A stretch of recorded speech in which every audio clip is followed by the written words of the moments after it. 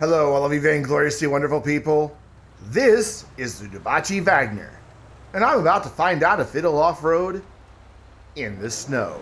Of course, normally you can vote for the vehicles that you want to see by clicking on the link in the description down below, but the snow is already come and gone in GTA about a month ago. Actually, it ended, so no voting for these. It's already kind of done. But you can see at the top left-hand corner a new feature in Will It Off-Road. I'm going to feature my favorite comments. And we'll off-road maybe some other videos as well. You can see why the cars that are in today's video were chosen by that comment that just disappeared on the screen. So, thank you. That is right up my alley for a sense of humor. So it's really early in the morning here. Literally, while I'm recording, it's 1:04 a.m. But what I'm talking about is with the Vagner. It's about 6 a.m. in here, I think. And normally I try not to record cars when it's this dark, just because I don't know, they're harder to see, especially once it gets nighttime. I went ahead and did this one since the sun was starting to come up. But it also makes, when I'm at the very beginning, it makes for a really bad thumbnail. It's just so dark. I do my best with Photoshop to brighten things up and play with the contrast, but I am no Photoshop expert. And I don't know why I bother. I mean, most of my thumbnails are pretty crap anyways. I mean, I may as well just put like a little rainbow border around it. Looks like the pride flag and have red arrows pointing at random things. Who knows? Anyways, make sure you leave comments on the Will It Off-Road videos or any videos. You never know what video I may pull a comment from to throw in the next video. I'm going to try to remember to do this every week for at least Will It Off-Road. Probably not the news videos. They're too short. But new vehicle videos, maybe? Actually, no, probably not new vehicle videos. Let's work through this process as the Vagner works through the process of getting up the mountain and is kind of failing. It's a rear-wheel drive supercar, and if you listen closely here in this next bit, I am really doing throttle modulation here. I am doing my best to find a place that this thing will go and keep going without spinning the wheels. And there's not much of a place except for really, really slow. And the problem is really, really slow would make this video like a half hour long just for the car getting to the top of the mountain. As this video has the potential of hitting close to 19 minutes. That's what my rough edit is, 19 minutes, 45 seconds. It'll be shorter than that, don't worry. But it struggled a lot. Being rear-wheel drive, being very powerful, it's just going to happen. This car does have good grip in the corners, but when it comes to actually getting traction in the snow, well, not so good there. Meaning it's not going to really turn in the best performance for a supercar. Did I call it a muscle car earlier? I don't know. Like I said, 1 o'clock in the morning. It's very possible. By the way, if you hear any weird noises in the background, it could either be my chair, because my chair is a piece of garbage and falling apart. Seriously, I need a new one. Or it could be the raccoons outside attacking the neighborhood trash cans. And I was just outside, and they all scurried off 2 doors down. Yeah, awesome. Tomorrow's trash day, so everybody has their garbages rolled out to the corner, or to the curb. But the Vagner's doing fine. It just struggles a little bit, so it's not getting a good time. I don't know. When we get above that 3-minute mark, it really becomes more difficult for me to say, hey, it did great, because I mean, but it's also in the snow. The next car that we're going to look at actually is a car that we have done in the snow and in the dry, just like the Vagner. By the way, the Vagner made it up in regular conditions in 3 minutes and 3 seconds, which was a good time. Not a great time for a supercar, but a good time. It's actually struggled with the same problems of trying to find a place that it could put down its power without spinning its wheels on the really steep inclines and going around corners. The same thing that's hurting it here in the snow, it hurt it in the drive. I mean, we're here over a minute more because of the snow. Look at that. So we'll look at the next vehicle as well, and I will look at its time. But the Vagner is up 4 minutes, 17 seconds. Will it off-road in the snow? Ding. Yes, it will. There's so much stuff that is popping up on the screen on the left and at the top and business battles. I finally said screw it and just recorded because I just got sick of waiting. Literally, I waited and waited and waited for the screen to be clear to try to record, and well, it just never happened.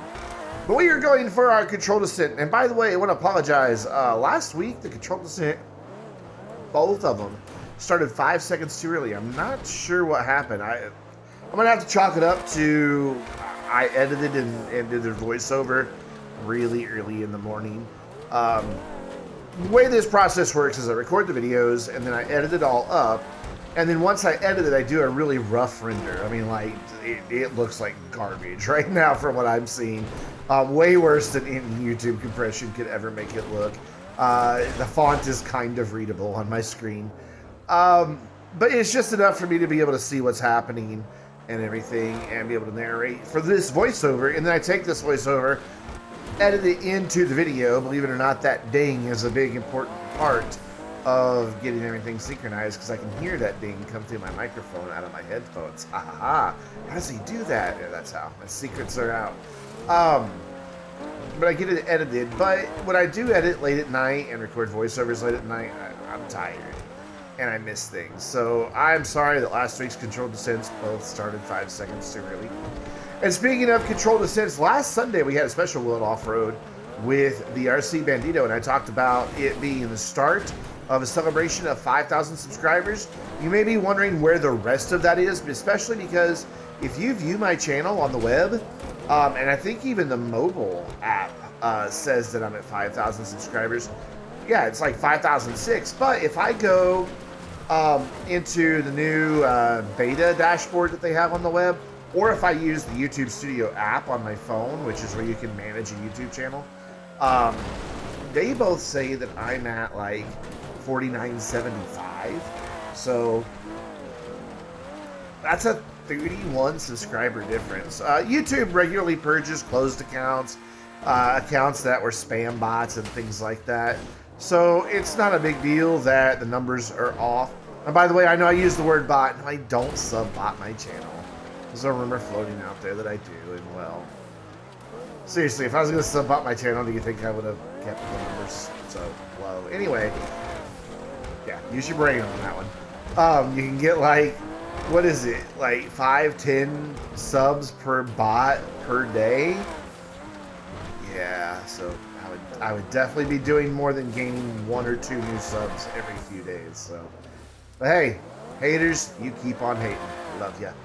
But anyway, I am trying to decide, should I go ahead and do the 5,000 subscriber celebration now, even though I don't think I'm really at 5,000 subscribers. I think that the web and the app just haven't updated to the correct number yet. But anyways, the Vagner struggled to get down because of all the power, and it wiggled around, and you saw all that happen. No need for me to narrate it. I can talk about other things. We are down 3 minutes and 5 seconds. Look at that. That was really cool. It just drove by. Considering we're going to be doing one of those again. You can see that it struggled getting down because it's already got a rear tail light out, man. So the damage descent, my favorite part of Willett Off-Road, honestly. That's not true. There is sometimes in Willett Off-Road that the ascent, when I can tell that a car is doing really, really well, the ascent can be my favorite. And then when I have people with me, the whole thing is my favorite. There were people, as you can see, in this lobby with me, and we will once again see Commander Hobo later on in the video. I don't really know what everybody was doing in the lobby. They might have been doing their daily objectives, or maybe something was double money in RP and they were off doing that. I don't know. I don't really know. Vagner stuck on its roof for just a second and right back on its roof as soon as I get going again. Of course, for the damage descent, there is no rhyme or reason. It is floor it, accelerator full on, and try to steer now and then when I can, and then correct whatever happens. That is literally the strategy for the damage descent. Control descent a little bit different, though. A comment we're going to see in a minute might beg to differ. I love the comment, though. It cracked me up when I saw it. It like legit cracked me up. You'll see when it's coming up. Look at me doing the thing all the other YouTubers do to get engagement. Hey, I'll put your comment on the screen if you'll comment on my videos. It's an act of desperation. Audience engagement is a good thing for a channel. The higher your audience engagement is, the better it looks to YouTube and the more likely they are to promote stuff. And since my view count on Will It Offroad tends to go down when it's not a brand new vehicle, hey, let's give you an incentive to watch and comment. Why not? Anyways, for our damage to say we're down 1 minute 50 seconds. Let's take a look at the damage. We have almost all the lights are gone. Actually, no, I take that back. All the headlights and one taillight are gone. The windshield's gone, and there is some very minor body damage right there on the very front clip. Well, that does bring us to our next vehicle, the Dundreary Regina, or as I call it, the Regina, which is where the comment at the beginning of the video probably came from. So please do go vote for the vehicles that you want to see right now for our next regular Will It Offroad. I have it written down somewhere. The Terabyte and the Coil Raiden are leading. And man, this comment takes up almost whole screen, but I do it a second one there as well. So thank you. And yes, I agree. It was kind of funny. I did tumble down the hill like a madman. So let's talk about our friend,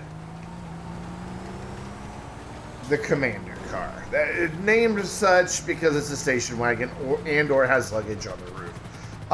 By Tacos Potatoes. Anything that has luggage on the roof or is a station wagon is a Commander car for some reason, even though Commander very rarely drives either one. Like, as you can see now, he's being a camera helicopter, even though we can't see his footage. But he's also several times laughing his ass at me. Laughing his ass off at me. Laughing his ass at me. It's a whole different mental image. Anyway. Oh my god. Told you, it's late. In regular conditions, the Regina did make it to the top of Mount Chiliad after much effort in 6 minutes 38 seconds. I don't know that we're going to be as fortunate here with this ascent. It is a struggle. With this car, you have to stay full throttle to get up the mountain. I learned that the hard way when it was in the drive, but the problem is it weighs so much and has so little traction, and it has just enough power that just spins the wheels. And so those things don't translate to going up the mountain, and instead they translate to going backwards, back down the mountain. This is a true struggle. I really am putting in a lot of effort, though. I love this car. I mean, you can tell I've had this car for a long time. Both of the cars this week, strangely enough, are on my second character. The Vagner you saw had the BTYB license plate on it. I switched to those when I changed the name of my YouTube channel. I started all my cars that I had after that. I started putting the BTYB license plate on it. But when I still went by Brendan72 Mode for my YouTube channel, I had B72MO for all my license plates. And there you go. So when did I change my channel name? Like close to 2 years ago? So yeah, it's been a while. And so I've had this car for a long time. I love it. I think it's a great car. I mean, I tinted the windows. It's fully upgraded. You can hear the turbo sound now and then. Or you can hear the bumper scrape, either one. But there was the turbo blow-off valve. It's just a fun car. I mean, it's not exciting by any stretch of the imagination. But it is nice when people are like, car show, and you show up with this. And believe it or not, it wins car shows. Because other than the tinted windows, it looks pretty bone stock. I think I even left the stock paint color on. I could be wrong, but I'm pretty sure I just left the paint on that it came with. I'm not 100% sure if there's any other modifications for this thing. Can you change the roof? I don't know. It's been that long since I've had it. But man, it is really, really having a hard time here. And to make matters worse, I thought, well, I'll go off this rock. That's a good place to start. No, I managed to get the bumper to go up high enough that it lifted the wheels off the ground. And now I'm just spinning. And this is where Commander really began to lose it, just cracking up laughing at me as he hovers over there in his shiny helicopter. Yeah, leave it to me to get stuck while trying to find a way to get up the mountain. So I'm trying to do a burnout at this point. This is, there we go. That was just trying to save myself from being stuck. Now we will resume trying to climb up the mountain. And it's not looking too pretty for the Regina here. I can't really find a way to get around. That is a good distraction, by the way, Commander. Very good distraction, but the hiker ran away before I could run him over. However, we nearly did a really good distraction play on that hiker. It's just my fault for not backing up in time to squish him, but I loved how he followed and looked at Commander. So, gathering myself, getting composed, we're going to give it one last shot, because remember, vehicles get 3 tries in the area where they have failed arbitrarily, a rule made up by me for Will It Offroad. Mainly to keep the videos from being, 95 minutes of me trying over and over and over again. Yeah, it's really just to save you guys. That's why I made this rule. Trying to modulate the throttle, trying to find a place without wheel spin, but we're going to have to ask the question, will it off-road? No, I kept trying for 2 more minutes. So it was one more big push that I tried. Didn't get any farther. We called it a DNF. And of course, since it can't get to the top of Mount Chiliad under its own power, the cargo bob had to be brought in. We don't do controlled descents on cars at DNF going up, but we still do damage descents. So after the cargo bob dropped it off, we were at the top of Mount Chiliad, ready for a damage descent. I don't often show the cargo bob in action. It gets used quite a bit, though. Any car that DNFs and you see a damage descent, if it's not in a death match, then it means I use the cargo bomb to get up here. And already this thing is taking a beating.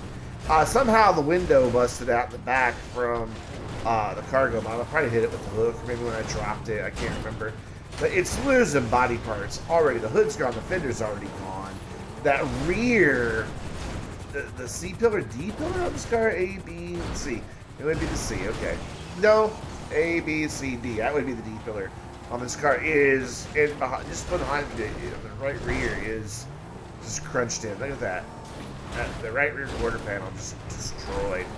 So get a little bit stuck on a boulder here. It's rather embarrassing because the parts that we have shed are catching up to us. Yeah, I love it. And then the front bumper is like, well, see you guys, I'm going on down the mountain. Yeah, it's sad when the bumper is currently winning if it was a race. So there we go. We overtook that pesky bumper. Immediately, though, crashed into a rock, and I think the bumper is now one skin ahead. I'm not sure. I lost sight of it. But this car is having a time. It's even slow falling down a mountain. It just... What are you going to do, though? It's majestic. I love it. I almost thought I heard an engine rattle. Of course, the train's too loud there. I can't tell. The sound of the helicopter, I think, is drowning out any chance of me. I'm literally squeezing my headphones. Just a little sorry, headset. I know we don't call them headphones anymore. Couldn't get turned around, so I said, screw it, I'm going to go backwards. I am listening intently to see if there's an engine rattle.